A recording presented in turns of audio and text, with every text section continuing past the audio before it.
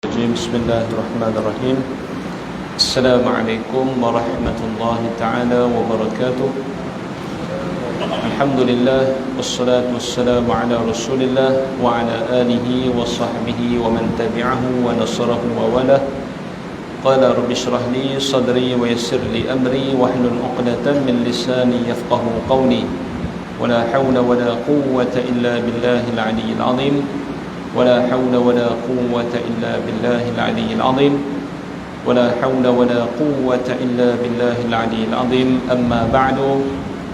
Terima kasih kepada pengisi majlis yang saya hormati, pengurusi masjid, seluruh ahli jawatan kuasa dan pegawai-pegawai masjid, tuan-tuan guru, para alim ulama, pimpinan masyarakat yang dikasihi imam yang mengimamkan solat sunat tarawih pada malam ini, dan seterusnya tuan-tuan, puan-puan, hadirin hadirat yang dirahmati Allah Ta'ala sekalian. Alhamdulillah, kita bersyukur kepada Allah Subhanahu wa Ta'ala kerana pada malam yang ke-18 ini sama-sama kita masih mampu untuk menjejakkan kaki kita ke dalam rumah Allah bagi tujuan kita melakukan amal ibadah di malam-malam Ramadan. Dan bila kita tengok, kita dah sampai pada 18 Ramadan, artinya 10 yang kedua, kan 10 hari yang kedua pun akan meninggalkan kita tidak lama lagi. Mudah-mudahan kita dapat sama-sama mengambil peluang yang Allah Subhanahu wa Ta'ala berikan kepada kita. Kita telah berdoa sebelum datangnya Ramadan, kita dengan doanya, Allahumma barik lana fi Rajab wa Sya'ban wa ballighna Ramadan. Dan doa itu Allah Ta'ala telah makbulkan. Allah panjangkan umur kita dan sama-sama kita bertemu dengan bulan Ramadan ini. Tuan-tuan yang dirahmati Allah Subhanahu wa Ta'ala sekalian, 17 Ramadan adalah merupakan satu tarikh yang begitu penting, khususnya bagi Nabi Muhammad sallallahu alaihi wasallam, kerana ia adalah merupakan tarikh diturunkan Al-Quran kepada Nabi Muhammad, seperti mana yang Allah Subhanahu wa Ta'ala firmankan di dalam surah Al-Baqarah, A'udzu billahi minasyaitonir rajim, Syahrul Ramadan alladzi unzila fihi al-Quran hudan lin-nasi wa bayyinatin minal huda wal furqan. Bulan Ramadan diturunkan padanya Al-Quran yang menjadi petunjuk bagi manusia dan penjelasan kepada mana yang benar dan mana yang salah. Itulah Al-Quran yang telah diturunkan kepada Rasulullah sallallahu alaihi wasallam. Dan detik turunnya Al-Quran kepada Nabi Muhammad itulah merupakan permulaan dan juga perlantikan Nabi menjadi Rasul akhir zaman, menjadi penghulu sekalian Nabi-Nabi dan juga Rasul yang membawa syariat kekal hingga ke akhir zaman dan hingga berlakunya hari kiamat. Dan kita beruntung kerana dipilih untuk menjadi umat Rasulullah sallallahu alaihi wasallam. Maka tarikh 17 Ramadan adalah merupakan tarikh yang sangat-sangat penting untuk kita sebagai umat Islam mengenang kembali bagaimana permulaan Nabi menerima wahyu daripada Allah Subhanahu wa Ta'ala dengan perantaraan malaikat Jibril alaihi salam. Dan sejarah ini adalah merupakan sejarah yang paling penting, kerana dengan turun Al-Quran kepada Nabi Muhammad dan berterusan turun kepada Nabi Muhammad hinggalah hinggalah setelah Nabi berhijrah ke Madinah, tempoh diturunkan Al-Quran itu adalah selama 23 tahun. Satu tempoh yang panjang. Nabi mendapat wahyu daripada Allah Subhanahu wa Ta'ala. Dan di sana tuan-tuan, terdapat lagi sejarah ataupun peristiwa-peristiwa yang berlaku dalam hidup Nabi sallallahu alaihi wasallam, dan berlakunya itu bertepatan dengan bulan Ramadan. Selain daripada nuzul Al-Quran ataupun turunnya Al-Quran, ada lagi peristiwa-peristiwa yang berlaku di dalam hidup Nabi, dan berlakunya itu di bulan Ramadan. Antara yang berlaku, tuan-tuan, pada tahun yang ke-10 selepas kenabian, tahun yang ke-10 selepas kenabian, berlaku satu perkara ataupun satu peristiwa yang menyebabkan Nabi berduka cita ataupun Nabi sedih, hinggakan tahun itu dinamakan sebagai Amul Huzni, tahun duka cita, iaitu pemergian isteri pertama Rasulullah SAW, dan juga hilangnya ataupun meninggalnya bapa saudara Nabi Abu Talib. Pada tahun yang ke-10 selepas daripada kenabian, di bulan Ramadan, Khadijah meninggal dunia. Seperti mana yang dicatatkan oleh ulama sirah kita ataupun ulama sejarah, seperti Al-Imam Ibn Ishaq di dalam kitab As-Sirah An-Nabawiyah, beliau menyatakan pada 10 Ramadan tahun yang ke-10 selepas kenabian, Khadijah meninggal dunia. Pada 10 Ramadan tahun yang ke-10 selepas kenabian, Khadijah meninggal dunia. Dan kehilangan Khadijah itu memberikan kesan kepada Nabi SAW, kerana Khadijah adalah insan yang banyak membantu Nabi di dalam dari sudut keuangan. Khadijah banyak berikan bantuan keuangan untuk Nabi berdakwah, untuk terus Nabi menyampaikan Islam. Khadijah menjadi tulang belakang kepada dakwah Nabi SAW. Dan juga Khadijah merupakan isteri yang pertama yang dikahwini oleh Nabi Muhammad. Ketika Nabi berkahwin dengan Khadijah, Nabi berusia 25 tahun. Nabi kahwin dengan Khadijah, umur Nabi 25 tahun. Dan Khadijah pula berumur, Khadijah waktu itu umur apa? Waktu Nabi kahwin dengan Khadijah, Khadijah umur apa? 40 tahun. Seperti yang kita biasa dengar, seperti yang kita tahu kan, Khadijah berumur 40 tahun. Walaupun Imam Al-Baihaqi mempunyai pandangan yang lain. Imam Al-Baihaqi menyatakan bahawa Khadijah ketika berkahwin dengan Nabi bukanlah berumur 40 tahun, tetapi umurnya 30 tahun lebih, sekitar 30 tahun lebih. Antara yang dikemukakan oleh Imam Al-Baihaqi, kerana Khadijah dapat melahirkan 6 orang cahaya mata hidup dengan Nabi SAW. Nabi mempunyai anak seramai 7 orang. Daripada 7 orang itu, 6 orang dilahirkan oleh Khadijah. Maka kerana itu Imam Al-Baihaqi mengatakan ketika Nabi berkahwin dengan Khadijah, umur Nabi ya betul 25 tahun, tetapi umur Khadijah bukan 40 tahun, adalah umurnya ketika itu 30 tahun lebih. Maka itu adalah merupakan pandangan ulama. Dan tak mustahil pun, tak mustahil kalau umur 40 pun boleh mengandung, boleh beranak, tak mustahil. Seperti mana berlaku kepada isteri Nabi Ibrahim, isteri Nabi Zakaria, Allah kurniakan anak kepada mereka walaupun umur sudah lanjut.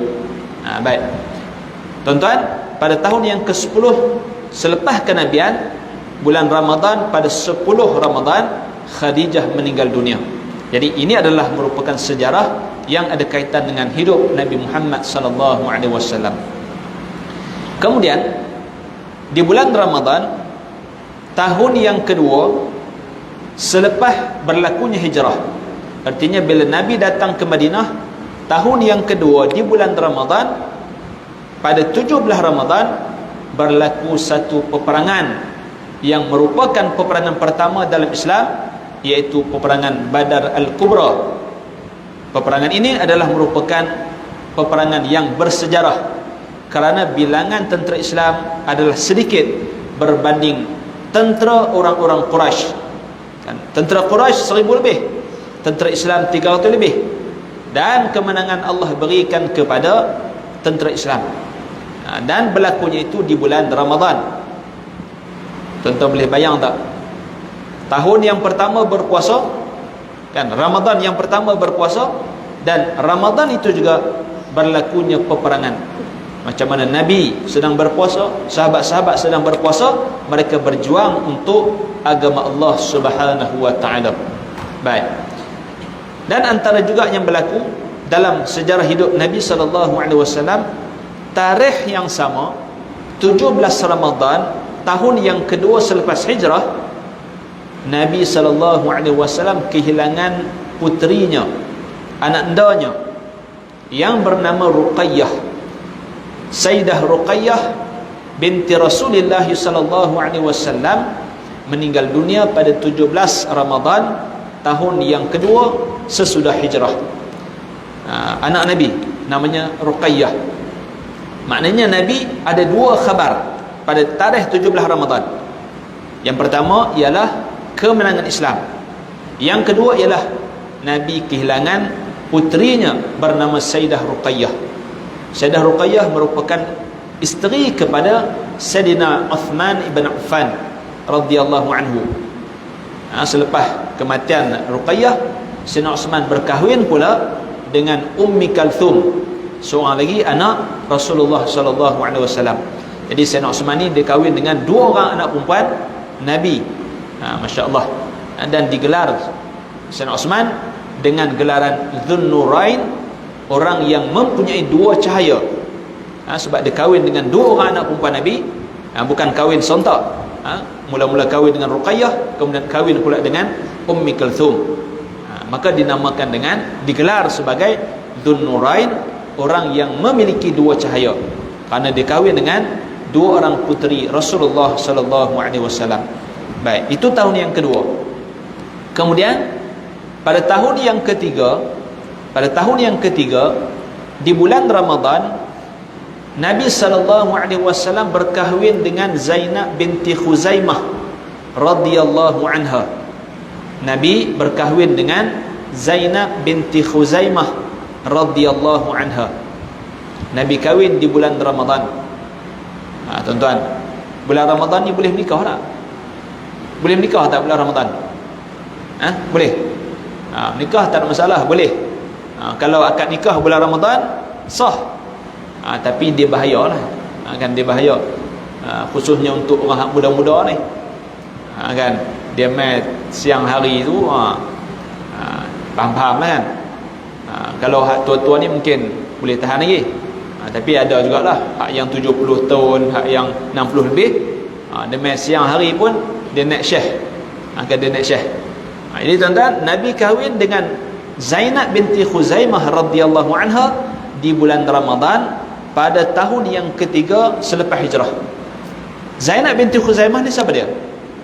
Dia adalah balu kepada Ubaidah bin Al-Harith radhiyallahu anhu, sahabat Nabi yang gugur syahid di dalam medan peperangan Badar. Ubaidah bin Al-Harith syahid dalam medan peperangan Badar, dan peperangan Badar tahun yang kedua. Tahun yang ketiga, Nabi berkahwin dengan balu ataupun janda kepada Ubaidah bin Al-Harith. Maka perkahwinan Nabi dengan Zainab binti Khuzaimah itu juga dicatatkan, dinukilkan oleh para ulama, dan dinyatakan oleh Al-Imam Ibn Hisham di dalam kitab sirahnya. Kata Imam Ibn Hisham, perkahwinan Nabi dengan Zainab binti Khuzaimah berwalikan kepada pak menakan Zainab. Pak menakan Zainab bernama Qubaisah bin Amru Al-Hilali, dan Nabi membayar mahar sebanyak 400 dirham untuk Zainab binti Khuzaimah. Tapi tuan-tuan, perkahwinan Nabi dengan Zainab binti Khuzaimah, hidup mereka bersama tidak panjang. Mereka hidup bersama tidak panjang. Kenapa? Tahun yang keempat, pada bulan Rabiul Akhir, Zainab binti Khuzaimah meninggal dunia. Beliau meninggal dunia dan meninggal sebagai isteri Nabi SAW. Dan dia adalah merupakan Ummul Mukminin, ibu bagi orang-orang yang beriman. Semua isteri Nabi adalah Ummul Mukminin. Kan Aisyah Ummul Mukminin, Hafsah Ummul Mukminin, Khadijah dan sebagainya. Semua isteri Nabi adalah Ummul Mukminin, menjadi ibu kepada orang-orang yang beriman. Baik. Kemudian tuan-tuan, juga berlaku di bulan Ramadan pada tahun yang ke-8 selepas hijrah. Tahun yang ke-8 selepas hijrah. iaitu berlakunya pembukaan kota Mekah, Fathu Mekah di bulan Ramadan. Tarikhnya ialah 19 Ramadan tahun yang ke-8 Hijrah. Fathu Mekah, Nabi dan para sahabat daripada Madinah bergerak datang ke Mekah dan membuka kota Mekah. Kota Mekah tidak lagi berada di bawah kekuasaan orang-orang kafir Quraisy, tetapi kota Mekah sudah pun beralih di bawah taklukan, di bawah pemerintahan Nabi SAW, dan Mekah menjadi salah satu tempat yang dikuasai oleh umat Islam. Dengan pembukaan kota Mekah, kemudian selepas itu Islam bertapak di dua daerah ni, ataupun di dua tempat ini, iaitu di Mekah dan juga di Madinah. Dan Nabi tidak memilih untuk tinggal di Mekah, sebaliknya Nabi pilih untuk pulang semula ke Madinah dan kekal di sana, dan Nabi wafat di Madinah. Jadi tahun yang ke-8 bulan Ramadan, pada 19 Ramadan tahun yang ke-8 berlakunya Fathu Mekah. Tuan-tuan, Nabi berjalan dan para sahabat daripada Madinah, daripada sana datang ke Mekah untuk berlakunya pembukaan kota Mekah. Dan kemudian tuan-tuan, selepas Nabi wafat, Islam pun semakin berkembang dan terus berkembang hinggalah Islam sampai ke tempat kita ni. Itu adalah usaha dakwah yang telah dilakukan oleh Nabi dan diikuti oleh para sahabat, kemudian oleh para tabi'in, dan selepas mereka itu hinggalah Islam sampai kepada kita hari ini, alhamdulillah, berkat usaha daripada orang-orang yang terdahulu. Sebab itu kita tidak boleh melupakan jasa orang-orang sebelum daripada kita. Kan kita dapat Islam adalah kerana usaha mereka. Maka sebab itu kita mendoakan untuk mereka yang pergi terlebih dahulu daripada kita. Mudah-mudahan Allah berikan ganjaran kepada mereka. Tuan-tuan yang dirahmati Allah Subhanahu wa taala sekalian, itu adalah merupakan antara peristiwa yang berlaku di dalam hidup Rasulullah sallallahu alaihi wasallam, dan berlakunya itu bertepatan dengan bulan Ramadan. Dan Nabi sallallahu alaihi wasallam berpuasa bulan Ramadan hanya 9 tahun sahaja. Nabi puasa bulan Ramadan ni hanya 9 kali je. Bermula tahun yang kedua hinggalah tahun yang ke-10. Kerana tahun yang ke-11 Nabi SAW wafat tidak bertemu dengan bulan Ramadan. Jadi 9 tahun Nabi bertemu dengan Ramadan, dan berpuasa di bulan Ramadan itu Nabi memperbanyakkan ibadah, Nabi terus melakukan amalan. Maka contoh yang ada di hadapan kita, apa yang kita dapat tengok daripada amalan Nabi di bulan Ramadan, maka sama-sama dapat kita ikut dan sama-sama dapat kita contohi untuk kita terapkan dalam kehidupan kita, insya-Allah. Jadi mudah-mudahan tuan-tuan, sedikit tazkirah pada malam ini memberikan manfaat kepada kita semua, insya-Allah. Terima kasih kepada tuan-tuan yang hadir dan minta maaf di atas segala kekurangan dan juga ketaksiran. Dan di belakang sana ada tabung untuk pembinaan kompleks Tahfiz Mutmainah, iaitu sekolah Al-Fadhil Ustaz Syarif bin Long, dan saya adalah merupakan tenaga pengajar di sana. Dan kompleks ni dah siap 70% dah. 70% dah siap. Tinggal lagi 30%. Dan kos untuk 30% tu anggarannya 1.5 juta. 1.5 juta. InsyaAllah tuan-tuan, malam ni 1.5 juta boleh dapat lah, InsyaAllah. Tak dapat 1.5 juta, 5 juta pun jadilah. Tu tabung ada di belakang tu. Mudah-mudahan tuan-tuan yang menghulurkan bantuan sumbangan akan dibalas dan dibayar semula oleh Allah Subhanahu wa taala. Aqulu qawli hadza wa astaghfirullahal azim li wa lakum. Assalamualaikum warahmatullahi wabarakatuh.